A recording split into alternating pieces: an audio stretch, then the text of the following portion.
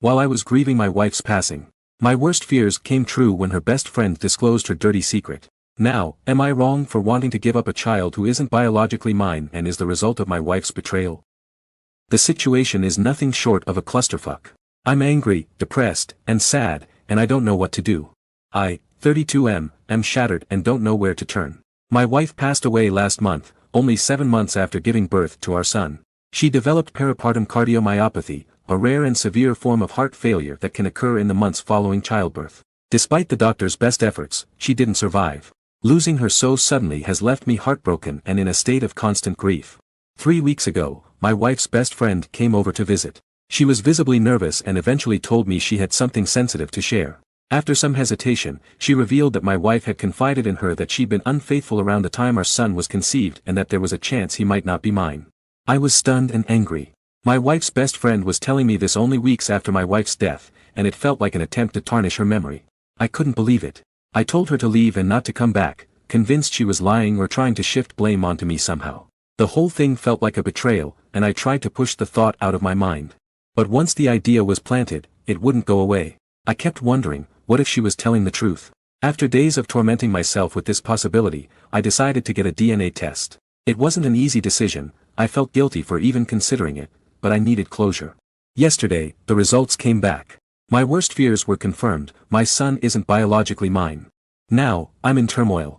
I loved my wife, and I wanted to believe our son was a piece of her and me together. But knowing he's not biologically mine has left me feeling lost and betrayed. I keep looking at him, trying to feel the same bond, but the pain of my wife's infidelity is so fresh, and I don't know if I'll ever be able to move past it. I feel awful even considering it, but I don't know if I can raise him on my own. The betrayal I feel is overwhelming, and I don't know if I'm capable of giving him the love and care he deserves. It's breaking my heart and I feel like a failure, but I also feel like I'm not equipped to give him the life he deserves. Am I the asshole here? Edit, I hadn't thought of contacting the friend, but I will now. The replies have really solidified what I have been feeling. The child is innocent, but I don't think I'd be able to love or care for him as well as I should. Informing the family will be my first step, then contacting the AP, if possible. Adoption is going to be my last resort. Many of you may believe I'm a monster, but put yourself in my situation. I hope you all understand. Edit 2, so I called her friend. I apologized for my behavior but also asked why she did not inform me as soon as she knew. She said her loyalties laid with her friend more than me. Okay, fine. I asked her about the AP, and she said she doesn't know, as it was a one-time thing. Apparently, it happened during her work time, whatever that meant, and during the daytime, as she'd been told. I mean, I'm not fully understanding, but it seems like she fucked a guy when she was supposed to be working. Many of you are suggesting I go through her phone or other social contacts, but I don't know any passwords. I never doubted her. We weren't controlling of each other and had and gave plenty of privacy. The next step is informing the family, both mine and hers. I'm adding another thing, I don't hate the baby, and I'm not so deranged I'd throw him out of the house. Whatever happens, happens according to procedure. I'm not going to instantly abandon a kid just because he isn't mine. More info from the comments. There is no concrete evidence of who the father is, and the complete lack of interest from the friend to tell more about it only complicates things more.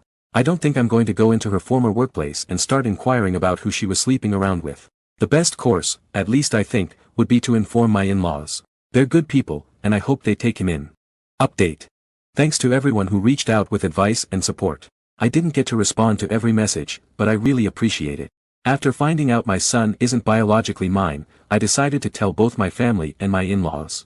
My family was shocked and angry about everything, but they stood by me. My in-laws were also shocked but didn't believe it at first. They asked to see the DNA test results, and after seeing them, they suggested we do a second test with both families present, just to be sure. They said that if it confirmed he isn't mine, my late wife's sister, who has a 4-year-old daughter, would adopt him, and I could take my name off the birth certificate if I wanted. I agreed, and we did the test yesterday. Results should come in about a week. Honestly, I'm relieved with how things are playing out. There hasn't been any drama, and everyone's been understanding. I've also talked to a lawyer who said getting my name off the certificate should be straightforward with the test results. Thank you all again for the support, and for those who offered to adopt him, I'm sorry, but your kindness means a lot. I'll update when the final results are in. For those accusing me of karma farming, I'm going to delete this account after all this is over. Final update. Baby's gone. The results came back 2 days ago.